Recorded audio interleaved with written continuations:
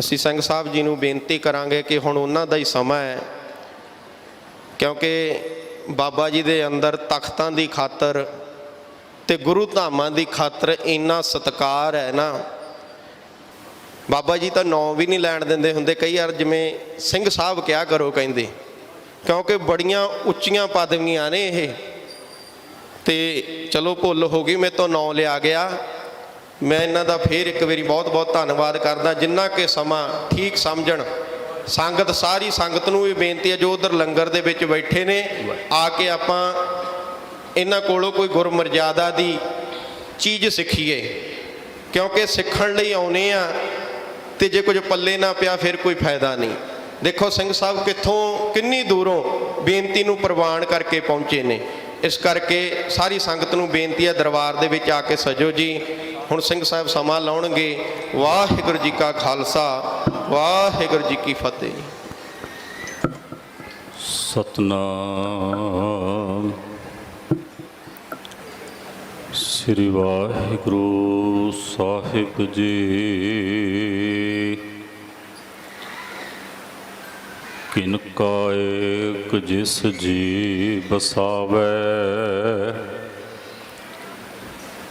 ਤਾਕੀ ਮਹਿਮਾ ਗਨੀ ਨਾ ਆਵੈ। ਕਾਂਖੀ ਏਕੈ ਦਰਸ ਤੁਹਾਰੋ,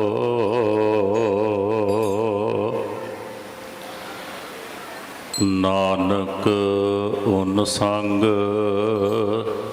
ਮੋਹਿ ਉਧਾਰੋ। ਨਾਨਕ ਉਨ ਸੰਗ ਮੋਹਿ ਉਧਾਰੋ।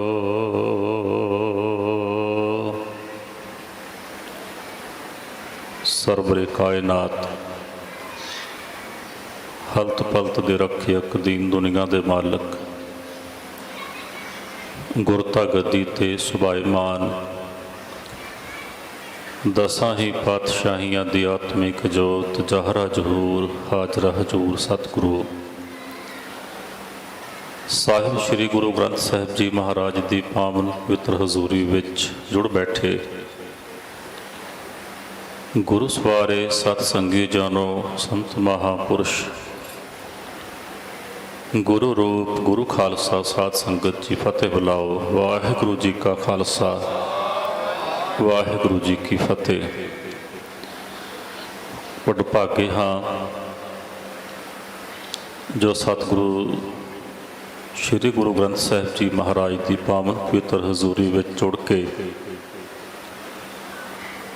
ਆਪਣੇ ਜੀਵਨ ਦੀਆਂ ਅਮੋਲਕ ਘੜੀਆਂ ਨੂੰ ਸਫਲਾ ਕਰਨ ਦਾ ਯਤਨ ਕਰ ਰਹੇ ਹਾਂ। ਇੱਕ ਇੱਕ ਸਵਾਸ ਸਾਡਾ ਬਹੁਤ ਕੀਮਤੀ ਹੈ ਔਰ ਸਤਿਗੁਰੂ ਜੀ ਕਿਰਪਾ ਕਰਦੇ ਨੇ ਕਿ ਸਾਨੂੰ ਕਦੇ ਵੀ ਆਪਣੇ ਸਵਾਸਾਂ ਨੂੰ ਬਿਰਥਾ ਨਹੀਂ ਗਵਾਉਣਾ ਚਾਹੀਦਾ। ਭਾਈ ਸਾਹਿਬ ਭਾਈ ਆਨੰਦ ਲਾਲ ਸਾਹਿਬ ਜੀ ਨੂੰ ਸਤਿਗੁਰੂ ਕਲਗੀਧਰ ਪਾਤਸ਼ਾਹ ਨੇ ਇੱਕ ਵਾਰ ਸਵਾਲ ਕੀਤਾ। ਇਸੇ ਤਰ੍ਹਾਂ ਸਤਿਗੁਰੂ ਸਿੰਘਾਸਨ ਤੇ ਸੁਭਾਈਮਾਨ ਸਨ। ਸੰਗਤਾਂ ਗੁਰੂ ਕੀ ਹਜ਼ੂਰੀ ਵਿੱਚ ਬੈਠੀਆਂ ਸਨ। ਭਾਈ ਆਨੰਦ ਲਾਲ ਸਾਹਿਬ ਜੀ ਗੁਰੂ ਕੀ ਹਜ਼ੂਰੀ ਵਿੱਚ ਆਏ, ਮੱਥਾ ਟੇਕਿਆ, ਹੱਥ ਜੋੜੇ। ਦਸ਼ਮੇਸ਼ ਪਿਤਾ ਜੀ ਨੇ ਇੱਕ ਸਵਾਲ ਕੀਤਾ, ਕਹਿਣ ਲੱਗੇ, ਆਨੰਦ ਲਾਲ, ਕਦੇ ਤੁਹਾਨੂੰ ਆਪਣੇ ਜੀਵਨ ਦੇ ਵਿੱਚ ਅਫਸੋਸ ਹੋਇਆ ਹੋਵੇ? ਬੜੇ ਧਿਆਨ ਦੇ ਨਾਲ ਬੇਨਤੀ ਸਰਵਣ ਕਰਨੀ, ਕਿਉਂਕਿ ਗੁਰੂ ਕੀ ਬਾਣੀ ਦਾ ਬਚਨ ਹੈ, ਪ੍ਰਥਾਏ ਸਾਖੀ ਮਹਾਂਪੁਰਖ ਬੋਲਦੇ ਸਾਂਝੀ ਸਗਲ ਜਹਾਨ ਹੈ।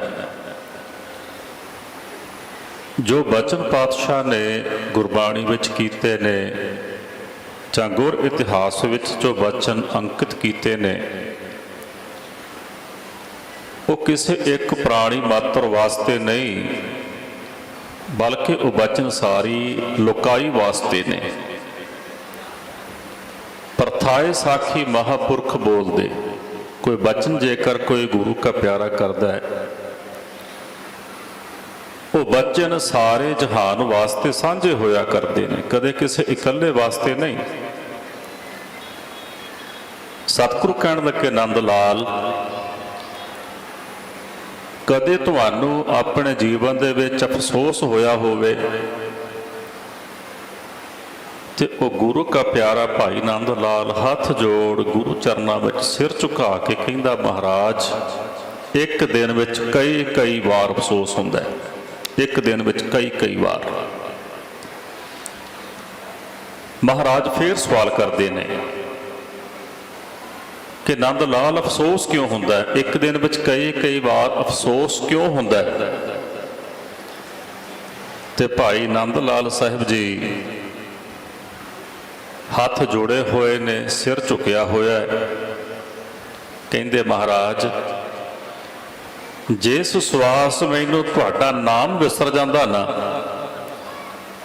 ਉਸ ਸਵਾਸ ਤੇ ਵੀ ਮੈਨੂੰ ਦੁੱਖ ਹੁੰਦਾ ਹੈ, ਅਫਸੋਸ ਹੁੰਦਾ ਹੈ ਕਿ ਨੰਦ ਲਾਲ ਤੇਰਾ ਇੱਕ ਸਵਾਸ ਵੀ ਕਲਗੀਧਰ ਪਾਤਸ਼ਾਹ ਦੀ ਯਾਦ ਤੋਂ ਬਿਨਾਂ ਬਿਰਥਾ ਕਿਉਂ ਚਲਿਆ ਗਿਆ। ਔਰ ਗੁਰੂ ਕਾ ਬਚਨ ਹੈ, ਹਰ ਜਪਦਿਆਂ ਖਿਨ ਢਿੱਲ ਨਾ ਕੀਜੈ, ਮੇਰੀ ਜਿੰਦੜੀਏ ਮਤ ਕੇ ਜਾਪੈ, ਸਹ ਆਵੈ ਕਿ ਨਾ ਆਵੈ ਰਾਮ। ਕਿ ਸਾਨੂੰ ਕਦੇ ਵੀ ਬੰਦਗੀ ਕਰਨ ਵਾਸਤੇ, ਸੇਵਾ ਕਰਨ ਵਾਸਤੇ ਢਿੱਲ ਨਹੀਂ ਕਰਨੀ ਚਾਹੀਦੀ। ਨਹਿ ਬਿਲੰਬ ਧਰਮੰ ਬਿਲੰਬ ਪਾਪੰ ਦ੍ਰਿੜੰਤ ਨਾਮੰ ਤਜੰਤ ਲੋਭੰ। ਕਿ ਸਾਨੂੰ ਧਰਮ ਕਰਨ ਲੱਗਿਆਂ ਕਦੇ ਬਿਲੰਬ ਨਹੀਂ ਕਰਨਾ ਚਾਹੀਦਾ, ਦੇਰ ਨਹੀਂ ਕਰਨੀ ਚਾਹੀਦੀ। ਸਾਨੂੰ ਪਾਪ ਕਰਨ ਲੱਗਿਆਂ ਦੇਰ ਕਰਨੀ ਚਾਹੀਦੀ ਹੈ। ਪਾਪ ਕਰਨ ਲੱਗਿਆਂ ਸਾਨੂੰ ਸੋਚਣਾ ਚਾਹੀਦਾ ਹੈ। ਧਰਮ ਕਰਨ ਲੱਗਿਆਂ, ਸਿਮਰਨ ਕਰਨ ਲੱਗਿਆਂ, ਬਾਣੀ ਪੜ੍ਹਨ ਲੱਗਿਆਂ, ਸੇਵਾ ਕਰਨ ਲੱਗਿਆਂ ਸਾਨੂੰ ਬਿਲਕੁਲ ਸੋਚਣਾ ਨਹੀਂ ਚਾਹੀਦਾ, ਬਿਲੰਬ ਨਹੀਂ ਕਰਨਾ ਚਾਹੀਦਾ, ਦੇਰ ਨਹੀਂ ਕਰਨੀ ਚਾਹੀਦੀ। ਔਰ ਅਗਲੇ ਸਾਹ ਦੀ ਕਦੇ ਉਡੀਕ ਨਹੀਂ ਕਰਨੀ ਚਾਹੀਦੀ। ਪਤਾ ਨਹੀਂ ਅਗਲਾ ਸਾਹ ਪ੍ਰਮਾਤਮਾ ਨੇ ਸਾਡੇ ਵਾਸਤੇ ਲਿਖਿਆ ਹੈ ਕਿ ਨਹੀਂ ਲਿਖਿਆ, ਆਉਣਾ ਹੈ ਕਿ ਨਹੀਂ ਆਉਣਾ। ਸਾਹ ਅੰਦਰ ਗਿਆ ਹੈ, ਪਤਾ ਨਹੀਂ ਉਹ ਸਾਹ ਬਾਹਰ ਨਿਕਲਣਾ ਹੈ ਕਿ ਨਹੀਂ ਨਿਕਲਣਾ।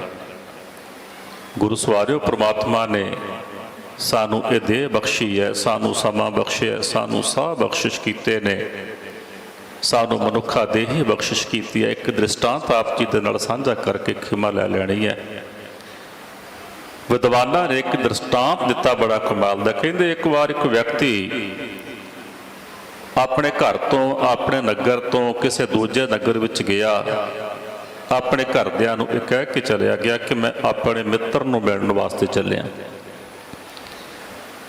ਮਿੱਤਰ ਨੂੰ ਮਿਲਣ ਵਾਸਤੇ ਚਲਿਆ ਗਿਆ। ਉਸ ਸ਼ਹਿਰ ਵਿੱਚ ਪਹੁੰਚਾ, ਕੀ ਦੇਖਦਾ ਕਿ ਅੱਗੇ ਦੋ ਰਸਤੇ ਨੇ।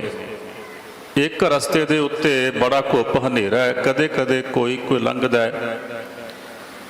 ਦੂਜੇ ਰਸਤੇ ਦੇ ਉੱਤੇ ਚਾਨਣ ਹੈ, ਬਹੁਤ ਆਵਾਜਾਈ ਹੈ। ਉਹ ਵਿਅਕਤੀ ਦੋ ਚਿੱਤਾ ਹੋ ਗਿਆ। ਉਸ ਦੋਰਾਹੇ ਤੇ ਖੜਾ ਹੋਇਆ, ਦੋ ਚਿੱਤਾ ਹੋ ਗਿਆ, ਮੈਂ ਕਿਹੜੇ ਰਾਹ ਜਾਵਾਂ? ਮੈਂ ਹਨੇਰੇ ਵਾਲੇ ਰਸਤੇ ਤੇ ਤੁਰਾਂ ਕਿ ਚਾਨਣ ਵਾਲੇ ਰਸਤੇ ਤੇ ਜਾਵਾਂ? ਜਿੱਥੇ ਆਮ ਆਵਾਜਾਈ ਹੈ, ਬਹੁਤ ਲੋਕ ਆ ਜਾ ਰਹੇ ਨੇ, ਉਸ ਰਸਤੇ ਤੇ ਜਾਵਾਂ ਕਿ ਦੂਜੇ ਰਸਤੇ ਤੇ ਜਾਵਾਂ ਜਿੱਥੇ ਕਦੇ ਕਦੇ ਕੋਈ ਲੰਘਦਾ? ਤੇ ਸਾਡੀ ਫਿਤਰਤ ਹੈ, ਅਸੀਂ ਉਜਾੜ ਵੱਲ ਨਹੀਂ ਜਾਂਦੇ। ਅਸੀਂ ਹਮੇਸ਼ਾ ਜਿਹੜੇ ਪਾਸੇ ਚਾਨਣਾ ਹੋਵੇ, ਜਿਹੜੇ ਪਾਸੇ ਬਸਤੀ ਹੋਵੇ ਨਾ, ਅਸੀਂ ਉਸ ਪਾਸੇ ਜਾਂਦੇ ਹਾਂ। ਸੋਚ ਰਿਹਾ ਸੀ ਹਾਲੇ ਕਿ ਘਰੋਂ ਤੇ ਆਇਆ, ਪਰ ਮੈਨੂੰ ਪਤਾ ਨਹੀਂ ਕਿ ਮੇਰਾ ਮਿੱਤਰ ਐਸ ਰਾਹ ਤੇ ਵੱਸਦਾ ਕਿ ਐਸ ਰਾਹ ਤੇ ਵੱਸਦਾ। ਹਾਲੇ ਖੜਾ ਹੀ ਸੀ ਤੇ ਇੱਕ ਬਜ਼ੁਰਗ ਉਹਦੇ ਕੋਲ ਆਇਆ, ਇੱਕ ਸਿਆਣਾ ਬੰਦਾ। ਉਹਦੇ ਕੋਲ ਆ ਕੇ ਕਹਿਣ ਲੱਗਾ, ਜਵਾਨਾ ਤੂੰ ਇੱਥੇ ਕਿਉਂ ਖੜਾ? ਕਹਿੰਦਾ, ਬਾਬਾ ਮੈਂ ਘਰੋਂ ਆਇਆ ਹਾਂ ਆਪਣੇ ਮਿੱਤਰ ਨੂੰ ਮਿਲਣ ਵਾਸਤੇ। ਕਹਿੰਦੇ, ਫਿਰ ਮਿਲਦਾ ਨਹੀਂ? ਕਹਿੰਦੇ, ਮੈਨੂੰ ਪਤਾ ਨਹੀਂ ਮੇਰਾ ਮਿੱਤਰ ਵੱਸਦਾ ਕਿਹੜੇ ਰਾਹ ਤੇ ਹੈ। ਪਤਾ ਨਹੀਂ ਖੱਬੇ ਵੱਸਦਾ ਕਿ ਸੱਜੇ ਵੱਸਦਾ ਹੈ। ਪਤਾ ਨਹੀਂ ਚਾਨਣ ਵਾਲੇ ਰਾਹ ਤੇ ਵੱਸਦਾ ਕਿ ਪਤਾ ਨਹੀਂ ਹਨੇਰੇ ਵਾਲੇ ਰਾਹ ਤੇ ਵੱਸਦਾ। ਘਰੋਂ ਤੇ ਆਇਆ ਹਾਂ, ਪਰ ਬਾਬਾ ਮੈਨੂੰ ਸਮਝ ਨਹੀਂ ਆ ਰਹੀ ਮੈਂ ਜਾਵਾਂ ਤੇ ਕਿਹੜੇ ਪਾਸੇ ਜਾਵਾਂ। ਉਹ ਬਾਬਾ ਕਹਿਣ ਲੱਗਾ ਕਿ ਛੇਤੀ ਫੈਸਲਾ ਕਰ ਲੈ, ਜਿਸ ਰਸਤੇ ਤੇ ਤੂੰ ਖਲੋਤਾ ਹੈ ਇੱਥੇ ਠੱਗ ਤੇ ਚੋਰ ਬੜੇ ਆਉਂਦੇ ਨੇ। ਠੱਗ ਤੇ ਚੋਰ ਬੜੇ ਧਿਆਨ ਨਾਲ ਸੁਣਿਓ ਤੇ ਸਮਝਿਓ। ਕਹਿੰਦੇ ਠੱਗ ਤੇ ਚੋਰ ਬੜੇ ਇੱਥੇ ਆਉਂਦੇ ਨੇ। ਸਤਿਗੁਰੂ ਕਹਿੰਦੇ ਰਾਜ ਮਾਲ ਰੂਪ ਜਾਤ ਜੋਬਨ ਪੰਜੇ ਠੱਗ, ਇਹਨੀ ਠੱਗੀ ਜੱਗ ਠੱਗਿਆ ਕਿਨੇ ਨਾ ਰੱਖੀ ਲੱਜ। ਕਹਿੰਦੇ ਇੱਥੇ ਡਾਕੂ ਬੜੇ ਆਉਂਦੇ ਨੇ, ਕਾਮ ਕ੍ਰੋਧ ਲੋਭ ਮੋਹ ਹੰਕਾਰ ਰੂਪੀ ਡਾਕੂ ਇਸ ਦੁਰਾਹੇ ਤੇ ਬੜੇ ਨੇ। ਛੇਤੀ ਫੈਸਲਾ ਕਰ ਕਿਤੇ ਲੁੱਟਿਆ ਨਾ ਜਾਈ, ਕਿਤੇ ਤੇਰੇ ਕੋਲ ਜਿਹੜਾ ਕੀਮਤੀ ਸਮਾਨ ਹੈ ਨਾ ਉਹ ਇਹ ਠੱਗ ਚੋਰ ਤੇਰੇ ਕੋਲ ਠੱਗ ਕੇ ਲੁੱਟ ਕੇ ਨਾ ਲੈ ਜਾਣ। ਉਹ ਕਹਿੰਦਾ ਬਾਬਾ ਮੈਂ ਕੀ ਕਰਾਂ, ਤੂੰ ਕਹਿਣਾ ਹੈ ਕਿ ਮੇਰੇ ਕੋਲ ਬੜਾ ਕੀਮਤੀ ਸਮਾਨ ਹੈ, ਲੇਕਿਨ ਮੈਨੂੰ ਤੇ ਜਾਪਦਾ ਨਹੀਂ ਮੇਰੇ ਕੋਲ ਕੋਈ ਕੀਮਤੀ ਸਮਾਨ ਹੈ। ਖਾਲੀ ਹੱਥ ਆਇਆ ਹਾਂ, ਕੋਲ ਮੇਰੇ ਕੁਛ ਨਹੀਂ, ਨਾ ਕੋਈ ਧਨ ਪਦਾਰਥ ਨੇ, ਨਾ ਕੋਈ ਸੋਨਾ ਚਾਂਦੀ ਹੈ, ਨਾ ਕੋਈ ਹੀਰੇ ਜਵਾਹਰਾਤ ਨੇ, ਨਾ ਕੋਈ ਮੇਰੇ ਕੋਲ ਪੈਸਾ ਹੈ। ਮੇਰੇ ਕੋਲ ਬਾਬਾ ਕੀ ਹੈ ਜਿਹੜਾ ਮੇਰੇ ਕੋਲ ਕੋਈ ਲੁੱਟ ਕੇ ਲੈ ਜਾਏਗਾ? ਕਹਿੰਦੇ ਨਹੀਂ, ਤੇਰੇ ਕੋਲ ਬਹੁਤ ਬੇਕੀਮਤੀ ਵਸਤੂਆਂ ਨੇ। ਕਹਿੰਦੇ ਕੀ? ਉਹ ਬਜ਼ੁਰਗ ਕਹਿਣ ਲੱਗਾ ਤੇਰੇ ਕੋਲ ਸਭ ਤੋਂ ਕੀਮਤੀ ਵਸਤੂ ਹੈ ਤੇਰਾ ਇਹ ਮਨੁੱਖਾ ਸਰੀਰ, ਜਿਹੜਾ ਤੈਨੂੰ ਪਰਮਾਤਮਾ ਨੇ ਬਖਸ਼ਿਸ਼ ਕੀਤਾ ਹੈ। 84 ਲੱਖ ਜੋਨਾਂ ਵਿੱਚੋਂ ਭਰਮਣ ਤੋਂ ਬਾਅਦ ਇਹ ਮਨੁੱਖਾ ਦੇਹ ਹੀ ਮਿਲਦੀ ਹੈ। 184 ਜੋਨ ਸੁਬਾਈ ਮਾਨਸ ਕਉ ਪ੍ਰਭ ਦੀ ਵਡਿਆਈ, ਇਸ ਪੌੜੀ ਤੇ ਜੋ ਨਰ ਚੂਕੈ ਸੋ ਆਏ ਜਾਏ ਦੁੱਖ ਪਾਇੰਦਾ। ਕਹਿੰਦੇ ਤੇਰੇ ਕੋਲ ਇਹ ਮਨੁੱਖਾ ਸਰੀਰ ਹੈ, ਤੈਨੂੰ ਬਹੁਤ ਮੁੱਦਤ ਬਾਅਦ ਪ੍ਰਾਪਤ ਹੋਇਆ ਹੈ। ਵੇਖੀ ਕਿਤੇ ਤੇਰਾ ਛਿਨ ਛਿਨ ਕਰਕੇ ਸਰੀਰ ਖਤਮ ਨਾ ਹੋ ਜਾਏ। ਛਿਨ ਛਿਨ ਔਦ ਬਿਹਾਤ ਹੈ ਫੂਟੇ ਘਟ ਜੋ ਪਾਣੀ। ਕਹਿੰਦੇ ਦੂਜੇ ਤੇਰੇ ਕੋਲ ਬੜੇ ਬੇਕੀਮਤੀ ਸਵਾਸ ਤੈਨੂੰ ਪ੍ਰਮਾਤਮਾ ਨੇ ਬਖਸ਼ਿਸ਼ ਕੀਤੇ ਨੇ। ਇੱਕ ਇੱਕ ਸਵਾਸ ਕੀਮਤੀ ਹੈ, ਸਾਰੇ ਜਹਾਨ ਦੀ ਕੀਮਤ ਦੌਲਤ ਲਾ ਦਿੱਤੀ ਜਾਏ ਤੇ ਇੱਕ ਸਾਹ ਮੁੱਲ ਖਰੀਦਿਆ ਨਹੀਂ ਜਾ ਸਕਦਾ। ਜੇ ਕਿਤੇ ਸਾਹ ਮੁੱਲ ਖਰੀਦੇ ਜਾ ਸਕਦੇ ਹੁੰਦੇ ਤੇ ਕਦੇ ਕੋਈ ਵੱਡੇ ਵੱਡੇ ਜਿਹੜੇ ਸ਼ਾਹੂਕਾਰ ਵੱਡੇ ਵੱਡੇ ਬਾਦਸ਼ਾਹ ਕਦੇ ਸੰਸਾਰ ਤੋਂ ਜਾਂਦੇ ਨਾ, ਕਦੇ ਛੱਡ ਕੇ ਨਾ ਜਾਂਦੇ ਜੇਕਰ ਸਾਹ ਪੈਸੇ ਨਾ ਮਿਲਦੇ ਹੁੰਦੇ। ਕਹਿੰਦੇ ਬੜੇ ਕੀਮਤੀ ਸਵਾਸ ਨੇ ਤੇਰੇ ਕੋਲ, ਇੱਕ ਇੱਕ ਤੇਰਾ ਸਵਾਸ ਕੀਮਤੀ ਹੈ। ਵੇਖੀ ਕਿਤੇ ਤੇਰੇ ਕੋਲੋਂ ਇਹ ਸਵਾਸ ਖਤਮ ਹੋ ਗਏ ਤੇ ਤੂੰ ਆਪਣੇ ਮਿੱਤਰ ਨੂੰ ਮਿਲ ਨਹੀਂ ਸਕੇਗਾ। ਕਹਿੰਦੇ ਤੀਜੀ ਤੇਰੇ ਕੋਲ ਕੀਮਤੀ ਵਸਤੂ ਹੈ ਸਮਾਂ, ਜਿਹੜਾ ਸਮਾਂ ਤੈਨੂੰ ਪਰਮਾਤਮਾ ਨੇ ਬਖਸ਼ਿਸ਼ ਕੀਤਾ ਹੈ। ਇਸ ਸਮੇਂ ਨੂੰ ਅਜਾਈ ਨਾ ਗਵਾ, ਸਮਾਂ ਉਸ ਨੂੰ ਕਦੇ ਨਹੀਂ ਸਮਾਂ ਦਿੰਦਾ ਜਿਹੜਾ ਸਮੇਂ ਦੀ ਕਦਰ ਪਛਾਣਦਾ ਨਹੀਂ। ਕਹਿੰਦੇ ਬੜਾ ਕੀਮਤੀ ਸਮਾਂ ਤੈਨੂੰ ਪਰਮਾਤਮਾ ਨੇ ਬਖਸ਼ਿਸ਼ ਕੀਤਾ, ਇਸ ਸਮੇਂ ਨੂੰ ਅਜਾਈ ਨਾ ਗਵਾ। ਜੇ ਸਮਾਂ ਤੇਰੇ ਹੱਥੋਂ ਨਿਕਲ ਗਿਆ ਇਹ ਤੇਰੇ ਹੱਥ ਮੁੜ ਕੇ ਨਹੀਂ ਆਉਣਾ। ਕਹਿੰਦੇ ਬਾਬਾ ਫਿਰ ਮੈਂ ਕਰਾਂ ਕੀ, ਮੈਨੂੰ ਕਿਸ ਰਸਤੇ ਤੇ ਪਾ, ਮੈਂ ਕਿਹੜੇ ਰਸਤੇ ਜਾਵਾਂ ਤੇ ਮੈਨੂੰ ਮੇਰਾ ਯਾਰ ਮੇਰਾ ਮਿੱਤਰ ਮਿਲ ਜਾਏ।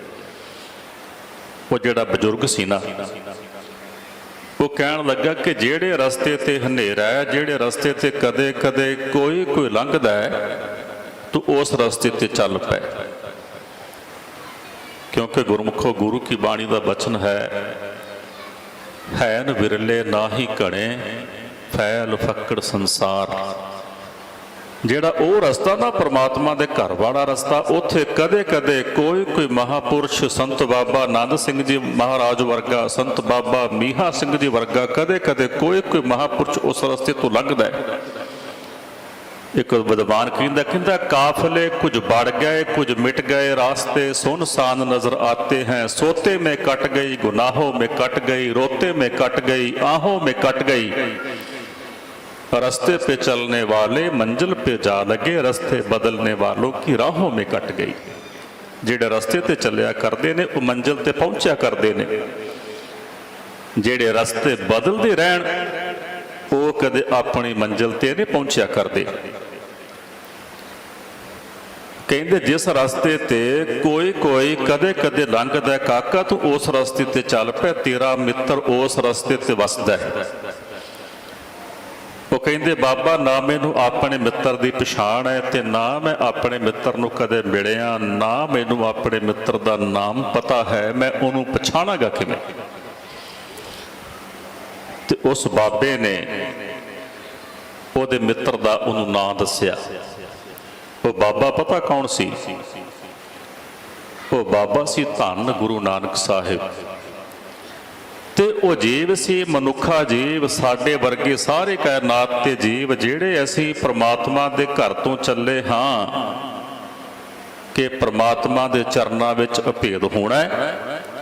ਲੇਕਿਨ ਸੰਸਾਰ ਤੇ ਆ ਕੇ ਸਾਨੂੰ ਇਹ ਨਹੀਂ ਪਤਾ ਚੱਲਦਾ ਕਿ ਹੁਣ ਜਾਈਏ ਤੇ ਕਿਹੜੇ ਪਾਸੇ ਜਾਈਏ। ਸਾਡੇ ਇੱਕ ਹੱਥ ਵਿੱਚ ਤੇ ਅੰਮ੍ਰਿਤ ਦਾ ਪਿਆਲਾ ਹੈ, ਦੂਜੇ ਹੱਥ ਵਿੱਚ ਸਾਡੇ ਜ਼ਹਿਰ ਦਾ ਪਿਆਲਾ ਹੈ। ਅਸੀਂ ਗੁਰਦੁਆਰੇ ਵੀ ਆਉਂਦੇ ਹਾਂ ਤੇ ਸ਼ਰਾਬ ਦੇ ਠੇਕੇ ਤੇ ਵੀ ਜਾਂਦੇ ਹਾਂ। ਅਸੀਂ ਗੁਰਦੁਆਰੇ ਵੀ ਆਉਂਦੇ ਹਾਂ, ਸੰਤਾਂ ਮਹਾਂਪੁਰਸ਼ਾਂ ਕੋਲ ਵੀ ਆਉਂਦੇ ਹਾਂ ਤੇ ਪੰਡਤਾਂ ਮੁਲਾਣਿਆਂ ਕੋਲ ਜਾ ਕੇ ਜੋਤਿਸ਼ ਵੀ ਲਵਾਉਂਦੇ ਹਾਂ, ਕਿਉਂਕਿ ਸਾਡਾ ਰਸਤਾ ਇੱਕ ਨਹੀਂ। ਅਸੀਂ ਉਸ ਦੋ ਚਿੱਤੇ ਵਾਂਗੂ ਦੁਰਾਹੇ ਤੇ ਖੜੇ ਹੋਏ ਹਾਂ, ਸਾਡਾ ਇੱਕ ਮਨ ਨਹੀਂ। ਔਰ ਦੁਚਿੱਤਾ ਕਦੇ ਪਾਰ ਨਹੀਂ ਜੇ ਲੰਘਦਾ। ਕਹਿੰਦੇ ਇੱਕ ਵਾਰ ਪੰਜਾਬ ਦਾ ਮੁੱਖ ਮੰਤਰੀ ਪ੍ਰਤਾਪ ਸਿੰਘ ਕੈਰੋਂ ਆਪਣੇ ਕਾਰ ਵਿੱਚ ਕਿਤੇ ਆ ਰਿਹਾ ਹੈ ਤੇ ਕਾਰ ਦੇ ਹੇਠਾਂ ਆ ਕੇ ਇੱਕ ਸਹਿ ਦੀ ਮੌਤ ਹੋ ਗਈ, ਸਹਿ ਦੀ। ਕਹਿੰਦੇ ਉਹਨਾਂ ਆਪਣੇ ਡਰਾਈਵਰ ਨੂੰ ਪੁੱਛਿਆ ਕਿ ਸਹਿ ਦੀ ਮੌਤ ਕਿਉਂ ਹੋਈ? ਕਹਿਣ ਲੱਗੇ ਜੀ ਬਸ ਲੰਘ ਰਿਹਾ ਸੀ, ਟਾਇਰ ਥੱਲੇ ਆ ਗਿਆ, ਮੌਤ ਹੋ ਗਈ। ਕਹਿਣ ਲੱਗੇ ਨਹੀਂ, ਇਹਦੀ ਮੌਤ ਤਾਂ ਹੋਈ ਕਿਉਂਕਿ ਇਹ ਦੁਚਿੱਤਾ ਹੋ ਗਿਆ। ਜੇਕਰ ਦੁਚਿੱਤਾ ਨਾ ਹੁੰਦਾ ਤੇ ਅੱਜ ਸਹਿ ਨੇ ਬਚ ਜਾਣਾ ਸੀ।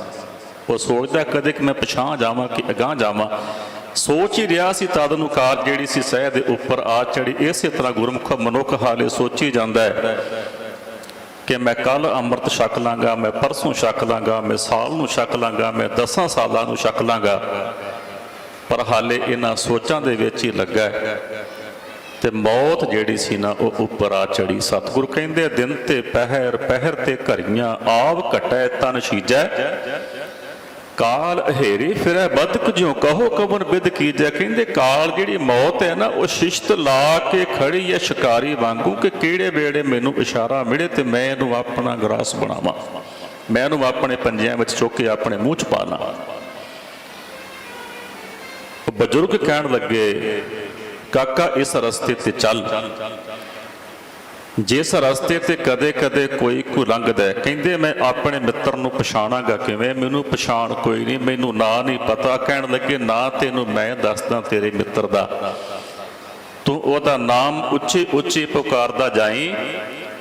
ਜਦੋਂ ਤੇਰੇ ਮਿੱਤਰ ਦੇ ਕੰਨਾਂ ਵਿੱਚ ਉਹਦੇ ਨਾਂ ਦੀ ਆਵਾਜ਼ ਪੈ ਗਈ ਤੇ ਤੇਰੀ ਬਾਂਹ ਤੋਂ ਫੜ ਕੇ ਤੇਰੇ ਮਿੱਤਰ ਨੇ ਤੈਨੂੰ ਆਪਣੇ ਘਰ ਲੈ ਜਾਣਾ। ਉਹ ਜਿਹੜਾ ਜਵਾਨ ਸੀ, ਜਿਹੜਾ ਵਿਅਕਤੀ ਖੜਾ ਸੀ ਦੁਰਾਹੇ ਤੋਂ, ਕਹਿਣ ਲੱਗਾ ਬਾਬਾ ਕੀ ਹੈ ਮੇਰੇ ਮਿੱਤਰ ਦਾ ਨਾਂ? ਉਹ ਕਹਿੰਦੇ ਤੇਰੇ ਮਿੱਤਰ ਦਾ ਨਾਮ ਹੈ ਵਾਹਿਗੁਰੂ, ਵਾਹਿਗੁਰੂ, ਵਾਹਿਗੁਰੂ, ਵਾਹਿਗੁਰੂ, ਵਾਹਿਗੁਰੂ। ਕਹਿੰਦੇ ਵਾਹਿਗੁਰੂ ਵਾਹਿਗੁਰੂ ਜਪਦਾ ਹੋਇਆ ਇਸ ਰਸਤੇ ਤੇ ਤੁਰ ਪੈ। ਜਦੋਂ ਤੇਰੇ ਮਿੱਤਰ ਦੇ ਕੰਨਾਂ ਵਿੱਚ ਆਪਣੇ ਨਾਂ ਦੀ ਆਵਾਜ਼ ਪੈ ਗਈ ਤੇ ਤੇਰੇ ਮਿੱਤਰ ਨੇ ਤੇਰੀ ਬਾਂਹ ਤੋਂ ਫੜ ਕੇ ਤੈਨੂੰ ਆਪਣੇ ਘਰ ਲੈ ਜਾਣਾ ਤੇ ਫੇਰ ਤੈਨੂੰ ਕਦੇ ਉਹ ਆਪਣੇ ਘਰ ਦੇ ਵਿੱਚੋਂ ਬਾਹਰ ਨਹੀਂ ਆਉਣ ਦੇਗਾ। ਗੁਰਮੁਖੋ ਜਿਹੜੇ ਪ੍ਰਮਾਤਮਾ ਦੀ ਬੰਦਗੀ ਕਰਦੇ ਨੇ ਉਹ ਹਮੇਸ਼ਾ ਪ੍ਰਮਾਤਮਾ ਦੇ ਚਰਨਾਂ ਵਿੱਚ ਅਭੇਦ ਹੋ ਜਾਇਆ ਕਰਦੇ ਨੇ। ਜਿਨ੍ਹਾਂ ਨਾ ਵਿਸਰੇ ਨਾਮ ਸੇ ਕਨੇਹਿਆ, ਭੇਦ ਨਾ ਜਾਣੋ ਮੂੜ ਸਾਈਂ ਜਿਹਾ। ਕਿਉਂਕਿ ਹਰ ਕਾ ਸੇਵਕ ਹਰ ਹੀ ਜਿਹਾ, ਭੇਦ ਨਾ ਜਾਣੋ ਮਾਨਸ ਦੇਹਾ। ਜਿਹੜੇ ਪ੍ਰਮਾਤਮਾ ਦੀ ਬੰਦਗੀ ਕਰਨ ਵਾਲੇ ਹੁੰਦੇ ਨੇ ਨਾ ਉਹ ਪ੍ਰਮਾਤਮਾ ਵਰਗੇ ਹੋਇਆ ਕਰਦੇ ਨੇ। ਇਹ ਗੁਰੂ ਕੀ ਪਾਵਨ ਪਵਿੱਤਰ ਬਾਣੀ ਦਾ ਫੈਸਲਾ ਹੈ।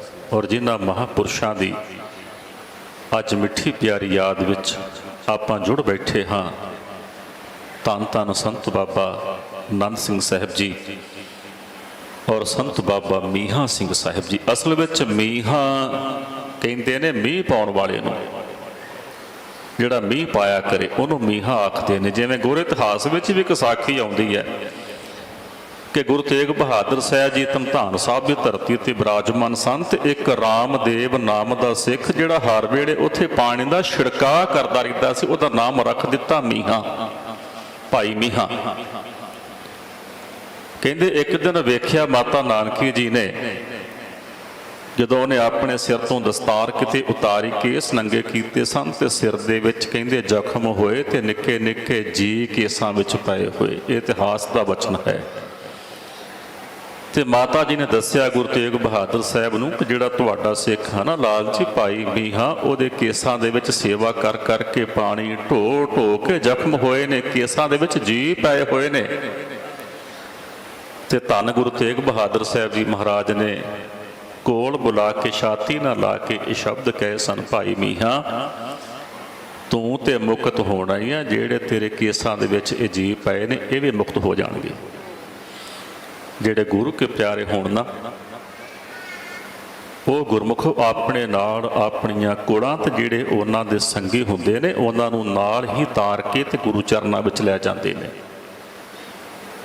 ਤੇ ਜਿਹੜੇ ਆਪ ਕੁਛ ਨਾ ਜਾਣਦੇ ਹੋਣ ਉਹ ਆਪ ਤਾਂ ਡੁੱਬਦੇ ਨੇ, ਆਪਣੇ ਸੰਗੀਆਂ ਨੂੰ ਵੀ ਨਾਲ ਹੀ ਡੋਬ ਲੈਂਦੇ ਨੇ।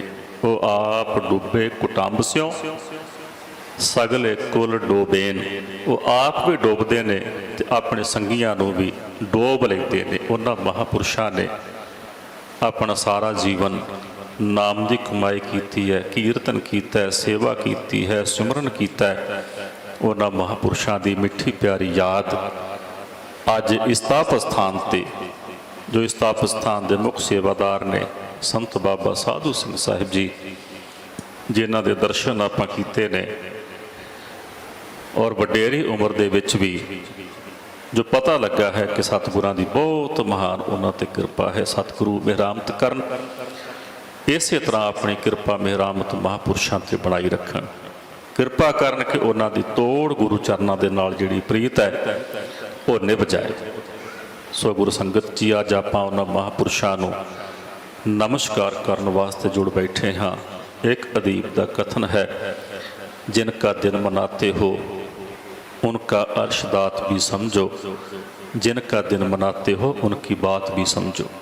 जिन्हां दा आपां दिन मनाउण वास्ते इकत्तर होए आ, उन्हां ने की कीता ते सानू की करन वास्ते प्रेरणा दित्ती है। सानू भी वो करना चाहिए, सानू भी नाम जपना चाहिए, सानू भी सेवा करनी चाहिए है, सिमरन करना चाहिए, अमृत छक के गुरु वाले बन के अपना जीवन सफला करना चाहिए। सतगुरां दा वचन है, प्रथम रहत यह जान खंडे की पाहुर छकै, सोई सिंह प्रधान अवर न पाहुल जोले। सिख की सब तो पहली रहत खंडे बाटे का अमृत छकना हुंदा है। धन्नवाद है महापुरुषों का, शुकराना है सतगुरु गुरु ग्रंथ साहिब जी महाराज सच्चे पातशाह का, जिन्हां दी किरपा सदका आप संगत के दर्शन होए। आनंदपुर साहिब तो श्रोमणी गुरुद्वारा प्रबंधक कमेटी के मैंबर भाई अमरजीत सिंह जी चावला, जो बहुत संत सेवी ने, उन्हां दे राही आप संगत का हुक्म पुजा, आप दे दर्शन होए ने। संत बाबा करम सिंह जी होरां दे दर्शन होए ने। धन्नवाद है साडे वीर ज्ञानी सरबजीत सिंह जी लुधियाने वाले, प्रचारक धर्म प्रचार कमेटी और सरदार गुरदीप सिंह जी लुधियाने वाले, उन्हां दा धन्नवाद जिन्हां ने आप संगत के दर्शन करने का समा सुभाग बख्शिश किया। भुल चुक दी सारी संगत खेमा करियो जी। वाहिगुरू जी का खालसा, वाहिगुरू जी की फतेह। वाहिगुरू जी का खालसा, वाहिगुरू जी की फतेह। ये सन तख्त श्री केसगढ़ साहिब श्री आनंदपुर साहिब तो जथेदार सिंह साहिब ज्ञानी रघुवीर सिंह जी, जिन्हां ने गुरु इतिहास सरवण करा के अपने तपदे हिरदियां नूं ठंड पाई है। मैं प्यारे बाबा जी वालों बहुत बहुत धन्नवाद करदा, ते नाल ही मैं सिंह साहब नूं बेनती करदा कि वो मेरे प्यारे बाबा जी कोलों गुरु घर की बख्शिश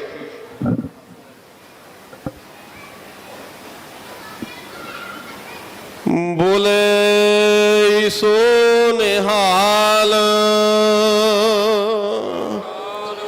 एक बारी फिर सिंह साहब का बहुत बहुत धन्नवाद है, जिन्होंने बेनतियां नूं प्रवान करके दर्शन बख्शे ने।